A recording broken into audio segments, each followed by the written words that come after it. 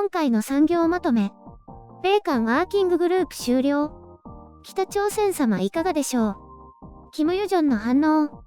韓国外交部は、米国とのワーキンググループ実務責任者面談を行い、米韓ワーキンググループを終了する方向で検討することに合意したと発表しました。韓国政府はこれまでワーキンググループによって、米国とワンストップで議論が可能であると意味合いを強調していました。しかし昨年6月にキム・ヨジョン労働党副部長から南北関係改善の障害物だと痛烈な批判を受けていました。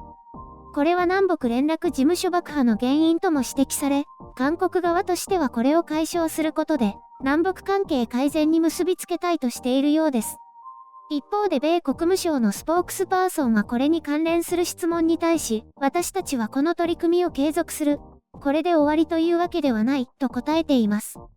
韓国政府は今後は局長級間の協議を行っていくとして、新たな枠組みで同様の取り組みを強化していくとしています。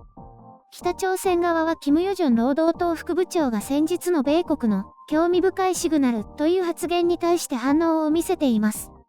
朝鮮中央通信の報道によると、朝鮮のことわざに夢より夢解きというものがある。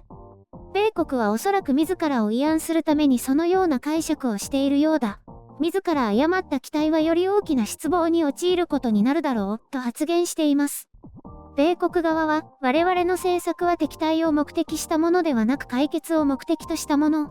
最終的には朝鮮半島の完全な非核化を実現することだ、としています。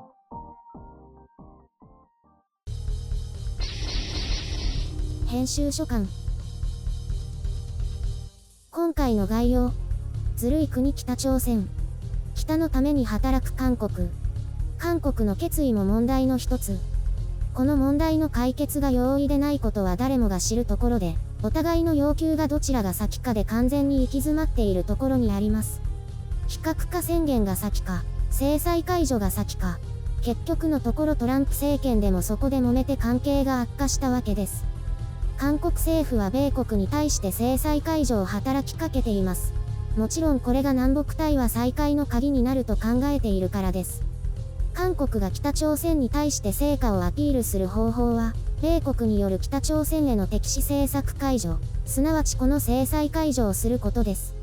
米朝首脳会談前は、米国を交渉の場に引きずり出すことが韓国政府に求められた役割でした。その調整役だけで北朝鮮は満足したわけです。しかしいつしかそのハードルは上がり、いや、あらゆる面で北朝鮮の韓国に対する要求はエスカレートしていきました。あれですね、ボールを次々と動かすのは南北共通ってことですかね。韓国は、というよりムン・ジェイン政権はそれに応えるためにありとあらゆる手段を動員しようとしてきました。南北関係が改善していくにつれて、ムン・ジェイン政権のキム・ジョンウン将さんも気持ち悪い方向に進みましたね。素晴らしい指導者だ、とか言っていました。これは保守メディアなどに人権蹂躙する殺人者を称賛したなどと厳しく批判されました。そりゃそうでしょ。ムン・ジェイン大統領は南北首脳会談のために平壌を訪れたし、キム・ジョンウンのソウル訪問実現について本気で検討していた時期もありましたね。しかし制裁解除をめぐって米朝間の協議が不発に終わると、全ては悪い方向に歯車が回り始めます。その権下と指摘されたのがこのワーキンググループ。これは米国と韓国間の意思疎通や決定を集約させたもので、両国の連携がスムーズに行われることを目的として設置されました。交渉全体に速度が出たので、良い時は非常に良い役割を果たしてきたとは思います。アクセルを踏めば一気に加速しましたから。ただ同様のことがブレーキにも言えるわけで、米国はこのブレーキ機能を最大限に活用したわけです。韓国自体は米朝関係とは関係なく南北関係の改善を進めていきたかったのですが、連携を無視して進めることを米国が許すはずもありません。韓国の行動に関してはこのワーキンググループを通じて厳しく管理され、米国によって統制されてきましたね。要するに韓国は主体的な権利を持つことができず、すべての面において米国の了承が必要となったわけです。一方で米国は韓国の了承を得る必要なく、思うがままに交渉を進め、その結果米朝関係は行き詰まったというところです。その影響を受けて南北の協力事業はすべて停止。当然北朝鮮は大激怒ですよ。その結果が連絡事務所爆破とワーキンググループ批判というわけです。いつしか韓国政府内でも、このワーキンググループを終わらせて北朝鮮に報いなければと思ったのでしょうね。キム・ヨジョンの声明はこの成果に対するものではなくて、米国の奇妙な発言についてでした。多分こんなのは大して評価されないと思うけど、どうあれ形を変えて似たようなのが存在するわけでしょ。しかも米韓間の関係性が変わるわけでもなく、看板を変えるだけですよね。南北鉄道連結事業も米国の鶴の一声で無期限延期になりましたが、何をどう変えようと同じことが起こりうるでしょう。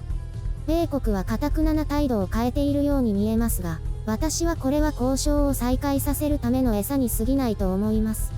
依然として米国は先に制裁を緩和または解除させるつもりはないでしょうね。どうせやったとしても裏切られて元に戻すことになるだろうし。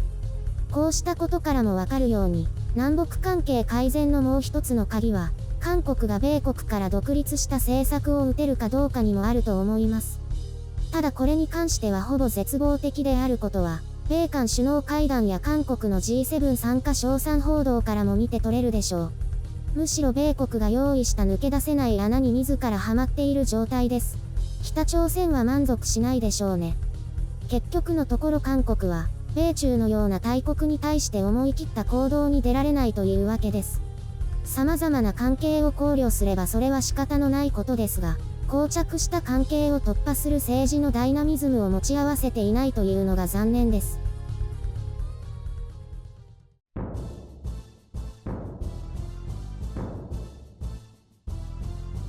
これって拉致問題も同じような状況なんだよね。そうだね。日朝間の交渉は南北間交渉以上に米朝関係に依存しているよ。仮にそれを突破したとしても次の一歩も遠そうだけどね。これってもし北朝鮮がミサイル放棄したら解決に向かうかな？その可能性はあるけど、そうなると日本側の厳しい制裁解除は当然のことになるので、北朝鮮としては新たな要求を出してくるだろうね。例えば何？お金ちょうだいとか？そういうことになるね。でも仮に関係改善したら周辺国はこぞって北朝鮮に投資し始めるだろうから、そこで存在感を示すのも簡単じゃないと思う。北朝鮮ってそもそも拉致問題は終わったって言ってるよね。そこも問題なんだよね。今の体制が続く限り、新しい展開は難しいかもしれない。困ったね。何か方法はないの？とにかく北朝鮮にとっての大きなメリットを示さなければ話にならないわけで、そういったものを提示することに対して日本国内の反発もあるんだよ。お金渡しても意味がなかったらどうするのかとかそういうこと？そうそう。前回は日朝国交正常化交渉を出しにしてそれこそ奪還したわけだけれども、同じ手は通用しないのかななんて思う。それよりも何よりも、まずは他の被害者の存在を認めさせなければならないんだよ。今まで不誠実な対応しかしていないからね。そっか、まだまだ長い道のりなんだね。大丈夫なのかな？とりあえず米国はこれまで以上に柔軟な対応を見せようとはしているけどね。でもちょっとうさんくさい感じはするね。いつでも交渉に応じますみたいなの？おそらくどこかに罠が仕掛けられているし、北朝鮮もそれを警戒しているんだと思う。今のところ交渉のメリットも全く見えないしね。もしもだよ。アメリカとの交渉がうまくいって非核化になりましたってなったら解決に近づくかな？それはあくまで交渉の下地が整うに過ぎないんだよ。そもそも拉致問題解決が北朝鮮にもたらすメリットって何もないからね。それが大きな問題だよ。お金関係以外に何かないの？残念ながらないと思う。いくら法の正義や人権の尊重を求めても何それ的な反応しかしない国だからね。そこは中国と一緒。うわ、中国と北朝鮮一緒にされちゃったよ。大丈夫？極めてよく似た国だよ。根本的に大した違いないし。中国人怒りそうだな。怒らないよ。経済的な余裕があるかどうかの違いだけだと思う。それに中国人政治に興味ないよ。集まれ、白雪姫のてんこ盛り。だんだん蒸し暑くなってきたね。私の家から駅まで7分くらいなんだけどね。もうすでに駅のホームに立ったら汗が流れるんだよ。もうそんなに暑いの？そうなんだよ。でも電車に乗り込んで5分くらい経つと汗も収まるけど。ほら、ネックファンの扇風機もあるから。あれって効果あるの？そもそも疑問なんだけど。涼しいよ。涼しいはず。なんと微妙な反応。それにしても、夏でも長袖の背広着て涼しそうにしている人もいて、不思議なんだよね。顔見ても全然汗かいてないの。どうなってるんだろ。あれはすごく涼しい背広なんだよきっと。何か CM してたよね。でもゆるりんも全然汗流れないよね。顔が汗だくになってるの見たことないよ。私は顔は全然汗かかないけど、腕とか腰とかに密かに汗かいてるの。マラソンタオルって知ってる？奈良県の人はほとんど知ってるらしい。奈良県の小学生がね、マラソンするときにチョッキみたいになったタオルを T シャツの下に着てるの。マラソンで汗かいた後にそれを背中からスーって引っ張って取れるんだよ。テレビで見たことがあって、駅のホームで思い出したよ。私もそれテレビで見たことあるような気がするけど気のせいかも。あれ、面白いよね。いいアイデアだよね。いや、どんなのか全然思い出せないんだけど。そういえば、潔癖気味の芸人さんがね、汗だくの出前の配達員を汚いってテレビで発言しちゃって今日ネットニュースに出てたよ。それはちょっと理解に欠けるね。まあ潔癖気味なら許せないのかもしれないけどね。配達員さんも清潔感を保つためにタオルがたくさんいるね。生放送じゃない番組だったから、そういうのはテレビ局でカットしてあげたらいいのにね。そうなの？それは制作側の配慮が足りなかったね。まあどっちもどっちかな。私の炎上しそうな発言はちゃんとカットしたりピーって入れたりしてね。でも最近はさらにまろやかな内容になってるから大丈夫だと思う。見てる側はハラハラ感がなくてつまんないかもだけど。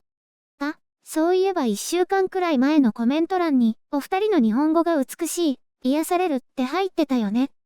これからもお上品な言葉遣いするから、大丈夫ですわ。おほほ。